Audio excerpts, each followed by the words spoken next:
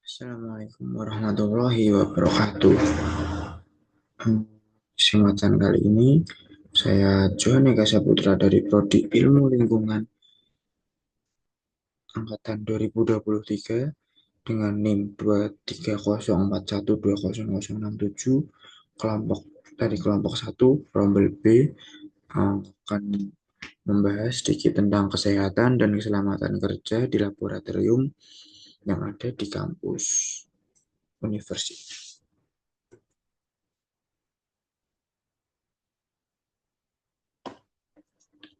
Oke,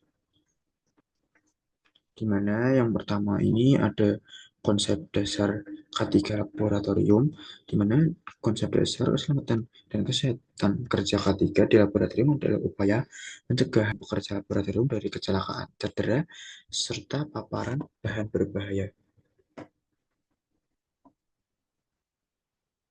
Selanjutnya ada risiko dalam K3 laboratorium, di mana risiko dalam K3 laboratorium mencakup berbagai potensi bahaya yang dapat menyebabkan kecelakaan atau gangguan kesehatan. Di mana yang pertama ada risiko kimia, di mana paparan zat beracun korosif, mudah terbakar atau reaktif yang dapat menyebabkan luka bakar, keracunan atau ledakan. Yang kedua ada risiko fisik, di mana cedera akibat peralatan tajam, suhu ekstrim, radiasi atau kebisingan yang tinggi. Yang ketiga ada risiko biologis, uh, di mana infeksi dari bakteri, virus, atau jamur patogen yang dapat membahayakan kesehatan. Keempat, ada risiko ergonomi, di mana postur kerja yang buruk atau penggunaan alat yang tidak ergonomis menyebabkan kelelahan atau cedera muskuloskeletal. Yang kelima, ada risiko listrik dan kebakaran, cross-selling atau penggunaan alat listrik yang tidak aman dapat menyebabkan kebakaran atau kerusak atau sengatan listrik. Selanjutnya ada APD atau alat pelindung diri laboratorium. Yang pertama ada kacamata pelindung, di mana kacamata ini berguna untuk melindungi mata dari radiasi bahan berbahaya atau radioaktif atau semacamnya. Yang kedua ada pelindung kepala, di mana pelindung kepala ini biasanya bertujuan untuk melindungi kepala dari benturan yang keras atau barang yang menimpa kepala saat melakukan praktikum di laboratorium. Berikutnya ada masker, di mana masker ini untuk melindungi hidung kita dari aroma yang tidak sedap dan aroma mencegah aroma yang bisa menyebabkan nafas kita menjadi sesak.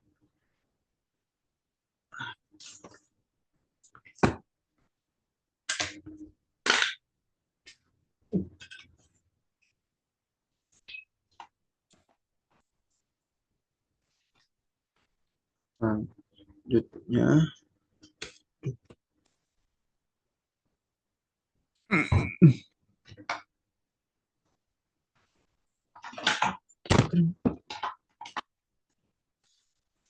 selanjutnya ada pelindung telinga. Pelindung telinga ini opsional. Pelindung telinga ini digunakan saat eh, ada untuk melindungi dari suara yang berlebihan agar gendang telinga kita tidak rusak.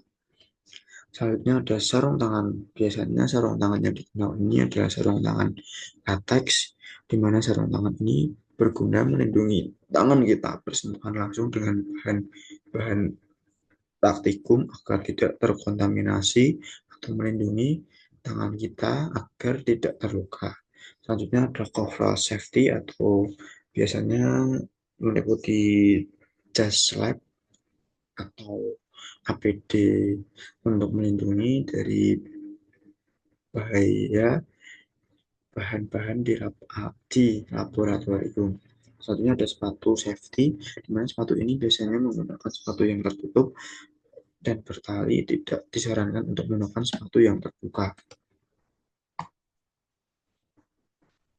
Selanjutnya, ada peralatan keselamatan di laboratorium, di mana peralatan penting yang harus ada di laboratorium antara lain ada alat pemadam kebakaran yang harus untuk memadamkan kebakaran kecil yang ada. Berikutnya ada emergency shower dan evac station.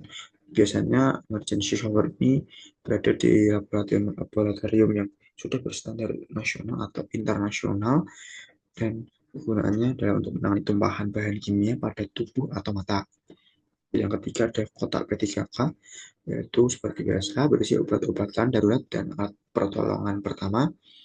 Selanjutnya ada sistem ventilasi yang baik, di mana sistem ventilasi ini berguna untuk agar udara saat praktikum seperti bahan-bahan yang tercampur agar tidak terus menggumpal terus menguap di ruangan dan tidak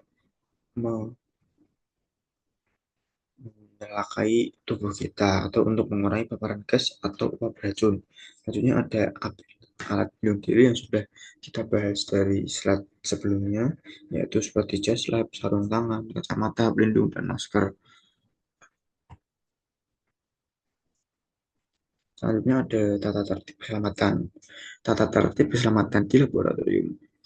Nah, itu yang pertama ada kenali dan pahami bahan kimia yang digunakan, baca label dan safety data sheet atau SDS, gunakan peralatan dengan benar, ikuti prosedur yang ditentukan. Yang ketiga adalah jaga kebersihan laboratorium, rapikan bahan dan alat setelah digunakan. Yang berikutnya ada hindari makanan dan minuman di laboratorium untuk mencegah kontaminasi makanan. Berikutnya lagi ada jangan bekerja sendiri, selalu ada pengawas atau rekan kerja atau asisten laboratorium. Berikutnya ada ketahui lokasi alat keselamatan. Hal ini berguna untuk uh, pertolongan pertama untuk diri kita ketika terjadi hal-hal yang tidak diinginkan seperti kebakaran atau hal yang tidak diinginkan lainnya, untuk bisa pertolongan pertama terlebih dahulu. Selanjutnya ada cara penanganan darurat. Yang pertama, jika terjadi kebakaran, gunakan alat pemadam kebakaran yang sesuai. Berikutnya ada jangan panik, segera evakuasi jika api membesar. Yang kedua ada jika terkena bahan kimia berbahaya, yaitu dengan cuci area yang terkena bahan kimia dengan air selama 15 menit. Jika terkena mata, gunakan ewash station secepatnya atau basuh dengan air yang mengalir cukup deras.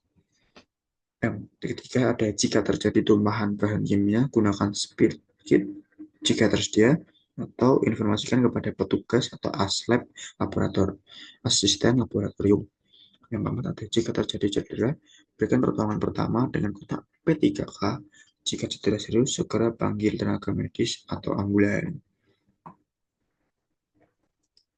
Berikutnya ada simbol-simbol keselamatan di laboratorium, di mana ada yang pertama sini ada simbol mudah meledak, berikutnya ada zat pengoksidasi, mudah terbakar, toksis atau berarti beracun, atau bahaya iritasi, terus korosif, terus ada bahaya bagi lingkungan, ada bahaya radioaktif, ada bahaya biologi, terus ada kansionodik, terus peringatan bahaya, terus ada gas bertekanan, terus ada karsinogenik, terakogenik. Oke, yang ini semua juga sama kan simbol-simbolnya.